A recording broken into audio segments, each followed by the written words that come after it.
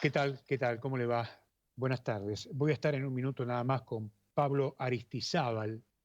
Es emprendedor educativo premiado por la Organización de las Naciones Unidas en materia de innovación educativa. Me parece que en tiempos de pandemia el tema de la educación virtual amerita una reflexión sobre este tema y después el modelo que se viene post pandemia. Por eso quiero hablar con él, a ver qué aporte nos puede hacer. Esperemos que sea útil, yo creo que sí, por eso lo he convocado. Así que en un minuto voy a estar con él.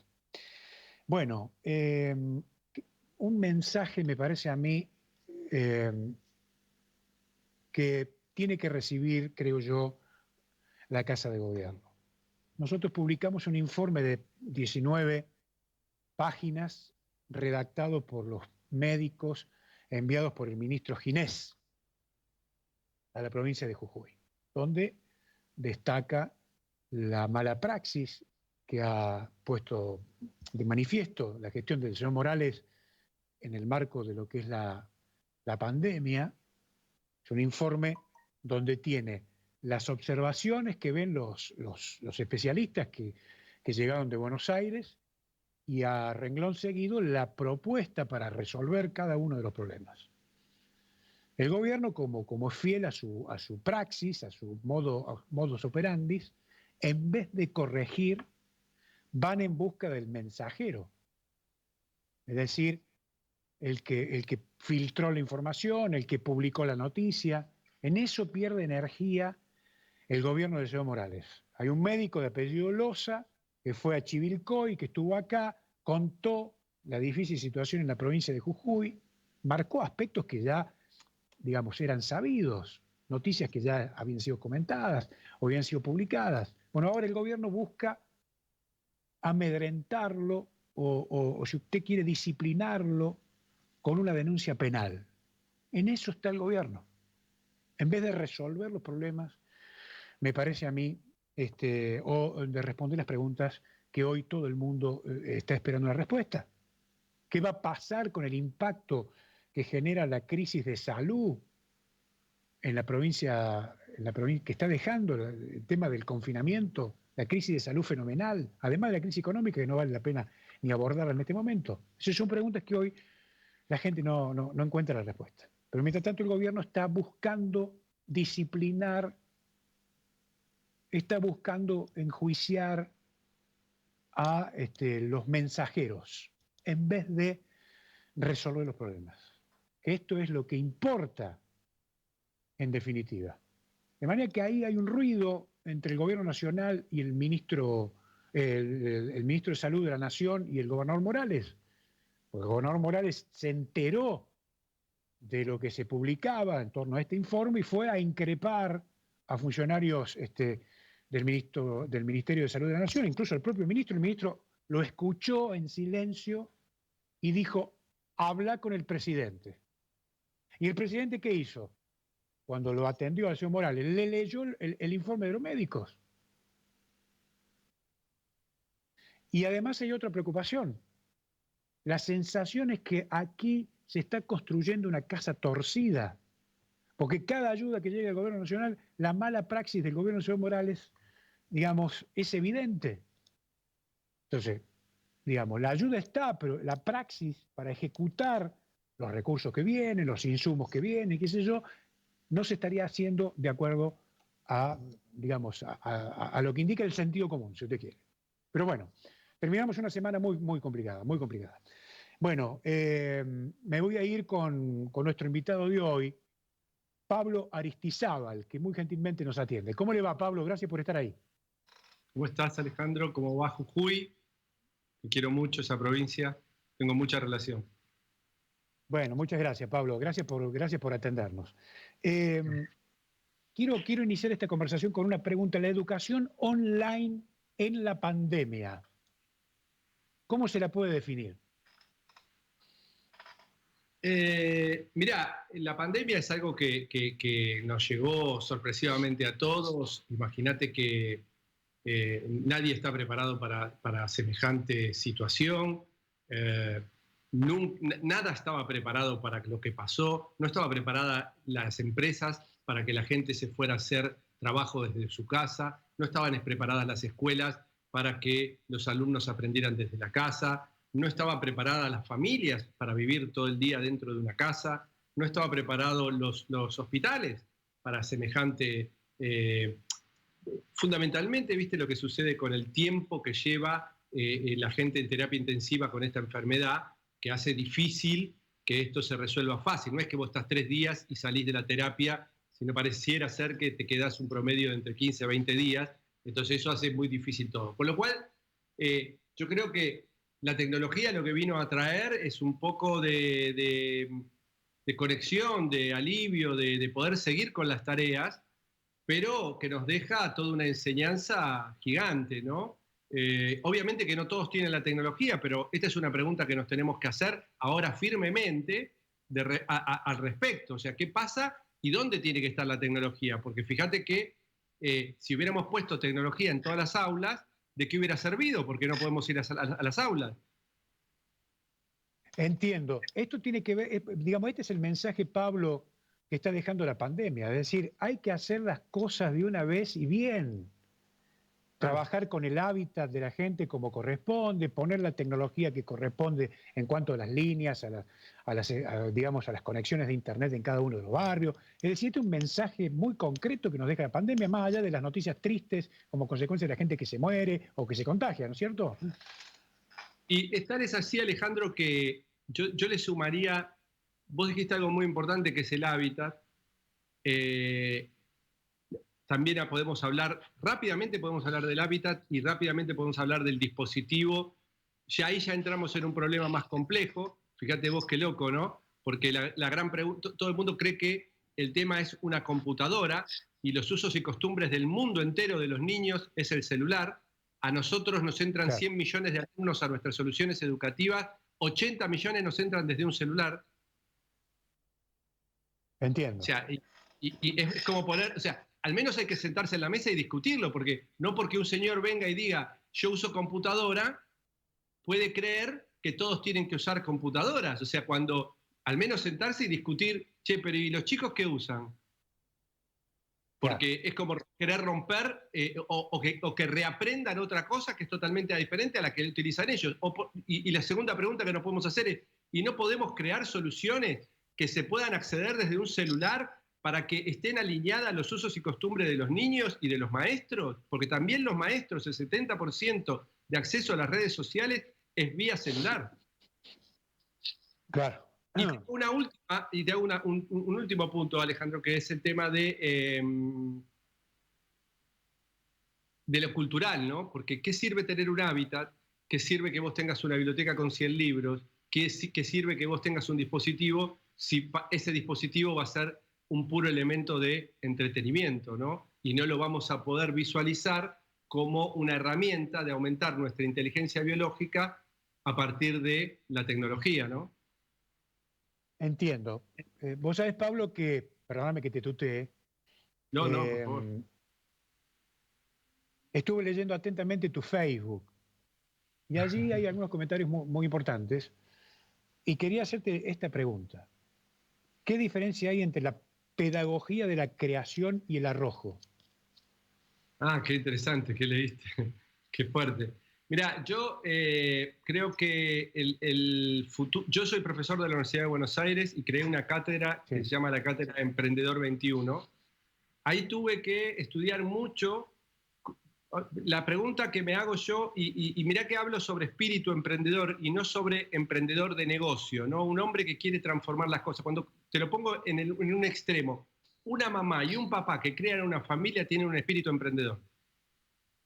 Es hacer que las cosas sucedan, ¿entendés? De manera innovadora. Entonces, y después tenés emprendedores que arman empresas, que generan trabajo, que generan historias, que son muy importantes para toda nación. De hecho, Jujuy tiene, y nosotros tenemos relación con empresas tecnológicas muy importantes, se tienen que sentir muy orgullosos, ¿no? De eso.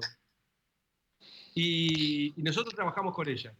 Entonces, te decía, en la lógica de la pedagogía, cuando yo tuve que decir, el emprendedor nace o se hace. Tenés mitad de la bibliografía que dice que se nace, mitad de la bibliografía que dice que se hace. Entonces, yo dije, pero cuando yo enseñándole un plan de negocio, ¿hago una persona emprendedora? Entonces, y decir que se nace, es una cosa medio hitleriana, ¿no? Yo nací emprendedor, de hecho me definiste como un emprendedor. Y yo creo que el emprendedor ni nace ni se hace, acontece en el arrojo. O sea, vos te tenés que arrojar, te tenés que estar constantemente en estado de salir de la zona de confort. Para innovar viene de innovare, introducir algo nuevo. Entonces, cuando vos tenés una idea, está en lo inmanifiesto en tu cabeza, no está manifiesta, es una idea, ¿viste? No sabemos dónde está como en el éter, está en el cerebro, decimos, no sabemos bien, pero hay una idea que está en el inmanifiesto. Esa idea, tengo una idea de un lápiz. Sí. Después, ¿cómo hago un lápiz? Es llevarlo a lo manifiesto. Todo eso requiere un arrojo, requiere que yo diseñe, que tenga la creatividad, que busque los proveedores, que me anime, que cree en mí. Entonces, todo eso es lo que yo propongo. Por eso hice la serie Los Creadores, que fue tan exitosa, ganó un Martín Fierro, ahora está en Netflix. Que lo que les propongo es que pensemos una pedagogía no de la memoria y la repetición exclusivamente, porque es importante la memoria, sino que pensemos una pedagogía donde forjemos el espíritu de los chicos del arrojo y la creación. Porque yo vengo de una escuela industrial, ¿viste, Alejandro? Y la escuela, el que fue a una escuela industrial está todo el día construyendo cosas que antes nadie quería, que después se transforman en algo que alguien quiere. Lo que yo aprendí es el poder de la transformación. No aprendí a ser ojalatero. Aprendí que en mis manos está la posibilidad de crear. Esto lo discutí incluso con el Papa Francisco. Hay videos en YouTube con el Papa, conmigo en Roma, diciéndole yo, de tanta repetición, no estamos haciendo o sea, quitándole la humanidad a los niños, de que repitan, cuando nosotros somos a imagen y semejanza del Señor y Él es un creador, y si somos a imagen, nosotros tendríamos que crear.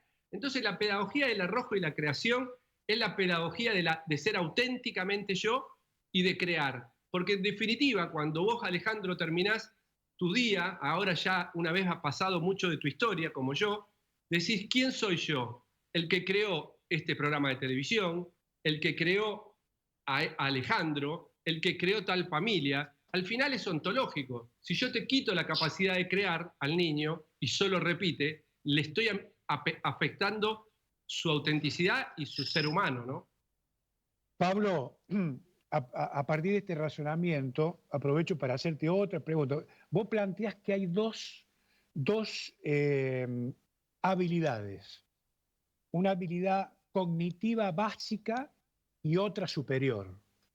Contame. En realidad, míralo así. La escuela es un emergente de la era industrial, ¿sí? Ni bueno ni malo. Nosotros veníamos de la era agrícola, fundamentalmente donde el dueño de la tierra era el que tenía el poder, ¿sí? Y lo que había eran castas, no había clases sociales. Vos tenías el dueño de la tierra, ¿sí? Y después tenías los esclavos. Esta fue la guerra de secesión en Estados Unidos, norte-sur. Cuando aparece la era industrial, lo que viene es el dueño del capital, ¿sí? Es la aristocracia. Pero sucede que ahí se genera la burguesía y el proletariado. Pero lo más maravilloso, algunos atacaron el concepto del proletariado, lo sabemos, y grandes pensadores, ¿no? Pero lo más impresionante que trajo es la posibilidad de ascenso de clase. La era industrial, en la era agrícola no había ninguna posibilidad de subir de una casta a la otra. En cambio, en la era industrial. Ahora, de esa era industrial que indudablemente mejoró la humanidad, emergió la escuela. Y la escuela requería de una lógica operativa, habilidades cognitivas básicas. Leer, operaciones básicas matemáticas y memoria. ¿Para qué? Para tiempos modernos de Chaplin. ¿Te acordás la película, Alejandro, que era exactamente, él era parte de la máquina, ¿no? Él era solamente una parte de la máquina. ¿Qué pasa después? Viene la nueva era digital, Alejandro. En esa era digital, ya no alcanza con tener una turbina, que son las habilidades. Imagínate que tenés que tener, para poder volar en la era digital, tenés que tener 4 turbinas. En la era industrial, si tenías una turbina, que era la de las habilidades cognitivas básicas, te alcanzaba. Ahora, las habilidades cognitivas superiores, ¿cuáles son? Justamente estas que estamos nombrando: pensamiento crítico, comprensión lectora. Ya no alcanza con leer, yo tengo que comprender, porque yo puedo decir bife de chorizo con morcilla 450, pero yo no puedo comprender un diario si yo no tengo un vocabulario de 5.000 palabras. Ahora, ¿No? Pablo, ¿qué diferencia hay entre entender y comprender? Bueno, quien entiende puede describir, quien comprende, ¿sí?, se puede emocionar, porque se conecta con eso. Yo puedo describir algo así muy fácilmente, ¿sí? Que yo puedo, mira, esto es esto, esto y esto. Describo una familia. Ahora, comprender el estado familia es llorar, ¿entendés? Es ver a tu hijo y morir de amor. O sea, Argentina y el mundo, pero Argentina fundamentalmente, está lleno de entendedores, de descriptores, ¿sí? Pero son todos, hay todo, poco gente que comprende, que se emociona, y la emoción es el motor de la acción. Déjame que te termine con las 2 otras turbinas. Una turbina, habilidades cognitivas básicas, habilidades cognitivas superiores, esta escala, ¿no? La otra turbina son habilidades socioemocionales, es curiosidad, es perseverancia, es resiliencia. Y la cuarta turbina son las habilidades tecnológicas. Por eso, ¿y qué es las habilidades tecnológicas? La gente cree que las habilidades tecnológicas es programar, robótica. Eso es importante, pero si tiene pensamiento computacional es pensar bajo una lógica de patrones. Nosotros no pensamos así, pero fundamentalmente es tener un pensamiento crítico constructivo digital. Fíjate con las fake news. Si yo no tengo la capacidad de entreleer cómo me hackean el cerebro y me manipulan. Entonces, en la era digital, para hacerlo simple para la gente, vos en la era agrícola necesitabas unas habilidades, en la era industrial necesitabas otras, y hoy, en la era digital, se necesitan otras. Y la escuela se tiene que hacer cargo de brindar estas habilidades, estas 4 habilidades a la educación, a los estudiantes, ¿no? Por estas cosas, Pablo, vos estás planteando la necesidad de que el país, o que en el país se instrumente o le den participación a un comité para discutir estos temas, a un comité de expertos digitales. Me impactás, Alejandro. Debe ser uno de los periodistas más. Quiero sacar una bandera por vos. Me impresiona porque el periodismo también, vos te conectaste con lo que yo digo, ¿no? O sea, claro, porque, ¿qué pasa? Hay una transferencia descomunal, ¿sí?, de riqueza desde las pymes familiares a las grandes corporaciones. ¿Esto qué significa? Y las pymes son las que dan el 70% del trabajo. El Estado, ¿sí?, como gestionador, tiene que reconvertir el capitalismo a un capitalismo de pyme, o se queda todo el mundo sin trabajo. No todos, pero si se queda el 50% de tu población activa sin trabajo, vos tenés no tenés país, tenés un drama en esta nueva lógica. Entonces, ¿por qué? Porque sabemos que el trabajo dignifica al hombre, sabemos un montón de cosas que si vos no podés construir una familia, entonces ese 50% no va a poder construir una familia, porque no tiene la fuerza para construirla. Porque ¿cómo él va a pagarle una obra social o si no tiene trabajo? Ahora, Pablo, yo insisto, claro. Yo insisto en el tema. Una vez que pase la pandemia, ¿vos crees que es imperioso digamos, que se abra un debate con lo que sabes en estos temas? ¿Alguien te ha consultado para de acá al mediano plazo, para discutir estas cuestiones, o para presidir un equipo de expertos en este tema, o no? No, de gobierno nacional no. Varias provincias, entre ellas Jujuy, sí. Nosotros desarrollamos jujuyaprende.com. Fue un pedido gratuito que hicimos para la ministra de Educación, que me pidió. Ella sabía lo que yo hacía y me dijo: mira, Pablo, no hay tiempo para nada, ¿qué podés hacernos? Y nosotros construimos jujuyaprende.com. Ahí tenés 30.000 recursos. Y bueno, no sé qué va a pasar después de la pandemia, porque yo lo hice solamente para ayudar. Nosotros somos la mayor editorial curricular digital, que probablemente una de las 2 o 3 más grandes del mundo, y es argentina, y yo no podía dejar que los argentinos no la puedan aprovechar, entonces la liberé. Entonces, gratuitamente, todo jujeño que entra a jujuyaprende.com puede apoyarse. Ahora, ¿eso es lo único? No, eso es una de las herramientas que la tecnología te va a dar. Pero, ¿qué es importante, Alejandro? Lo importante es cómo aprendemos, tanto como qué aprendemos. ¿Por qué? Porque el medio es el mensaje, acordate de McLuhan. Entonces, Sí, Marshall McLuhan. que él nos abrió la cabeza a todos los que estamos en los medios, ¿no? O sea, al final de cuentas, lo que él nos decía es que el medio televisión es un mensaje en sí mismo, el medio radio es un mensaje en sí mismo, el medio cine es un mensaje en sí mismo, el medio Facebook es un mensaje en sí mismo, y el libro o la escuela también son medios, no son fin. El fin no es el fin la escuela, el fin no es el docente, el fin es el desarrollo del potencial de ser de los estudiantes. Entonces, el cómo aprenden ellos es tan importante, en eso no soy radical ni mucho menos. O sea, quiero decirte, yo soy el único, ¿sí?, que propone que todo niño argentino que nace debería recibir una biblioteca para tener 60 libros. Por el Estado. Libros. ¿Cómo, Pablo? Sí, libros, porque yo sé de lenguaje, yo sé de vocabulario, entonces yo di una conferencia en el Congreso de la Lengua sobre este tema, y yo sé lo débil que es un estudiante si no tiene a los 12, entre los 12 y los 18 años, en su léxico activo y pasivo, entre 20.000 y 30.000 palabras. Lo dejás totalmente debilitado para poder aprender a aprender. Entonces, Pablo, sí. Sí. No, te cierro. Que él pueda, o sea, quiero decirte, como te digo lo de los libros, ¿por qué? Porque también te podría ser más largo. El libro te obliga a imaginar, porque no viene con imágenes. ¿Entendés? Vos tenés que estar representándote constantemente. Iba caminando, Alejandro, por una calle empedrada y un ruido sonaba en un lugar nebuloso, y vos decís, ¿y cómo es ese lugar?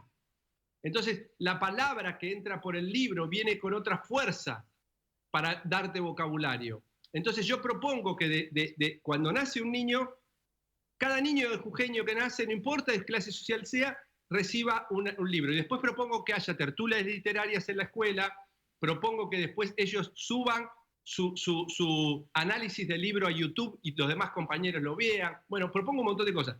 Pero por lado que propongo el libro, también propongo que los maestros tienen que entender que es importante que los niños entiendan al celular, ¿sí?, al celular o la tecnología como un elemento para aumentar mi inteligencia biológica, porque ellos van a vivir en un mundo digital, en un mundo que van a necesitar estas 4 turbinas. Pablo, cuando vos le transmitís este mensaje a la política, ¿cuál es la reacción, digamos? ¿Lo entienden o están en otra sintonía? No, para mí no están en ninguna sintonía. Para mí, uno llega, yo creo que ahí hay un síndrome, ¿viste? El síndrome del poder, que la gente llega a lugares y cree que porque llega a lugares muy importantes y está todo el mundo adulándolos, no tienen que aprender. Nosotros los que estamos en tecnología, más o menos sabemos que tenemos que hacer todo de nuevo cada año. Mi compañía, que es una de las compañías más importantes, fue nombrada una de las 100 compañías más importantes de educación y tecnología hace poquito por una de las instituciones más importantes del mundo. Nosotros cada año tenemos que hacer todo de nuevo. O sea, imagínate, para hacer eso tenés que aprender a desaprender, a no creerte que te la sabes toda. Entonces yo creo que por eso yo hablo de un comité de expertos digital, y también creo que tiene que haber un comité de expertos, pero no exclusivamente de gente digital. Tiene que haber sociólogos, antropólogos, tiene que haber psicólogos, tiene que haber pedagogos. No podemos dejar en manos de la exclusiva pedagogía lo que está pasando en la era digital. No podemos dejarlo, porque obviamente que hay que incluirlos. Sí, porque si quieren hablar de pedagogía, yo puedo hablarles perfectamente de pedagogía. Soy profesor de la Universidad de Buenos Aires de hace 30 años y concursado con mucho éxito. Y he estudiado mucho sobre pedagogía y educación, aunque no sea pedagogo. Pero lo que yo sé es como una empresa. Vos no se la podés dejar en manos de un contador. Por más que el contador sepa muchísimo, vos no podés dejarla en manos del marketinero, por más que sepa muchísimo, vos no podés dejarla en manos de la producción, por más que es un trabajo en equipo. Y un gobierno tiene que armar un comité de futuro, de cómo construir futuro, cómo construir en la era digital, que esto es un gran cambio. ¿Por qué antes, los cambios antes llevaban 10, 20, 30 años? Hoy llevan un año, en un año te cambia el mundo. O sea, en un año nos enteramos que un está lanzando un cohete que lo trae de coso y que va a una velocidad que jamás ningún motor funcionó como está funcionando él, y él es un privado, como Elon Musk, ¿no? Está muy bien, está muy bien. Pablo, se me acabó el tiempo. No, te agradezco Gracias. muchísimo las preguntas que me hiciste, Alejandro, son muy fuertes, ¿no? Bueno, Pablo, seguramente habrá otras oportunidades para seguir pensando estos temas. Gracias por esta conversación. No es habitual y te lo agradezco, ¿no? Que me va a quedar como un... siempre me preguntan lo mismo, pero esto es mucho más profundo, ¿no? Bueno, gracias, Pablo. Que tengas un gran fin No, de gracias semana. a vos. Chao. Bueno, sobre el final, una definición de Pablo Aristazábal, que me impresionó. ¿Podemos dejar una empresa en manos de un contador? Se lo dejo para que lo piense. Chao, hasta el lunes.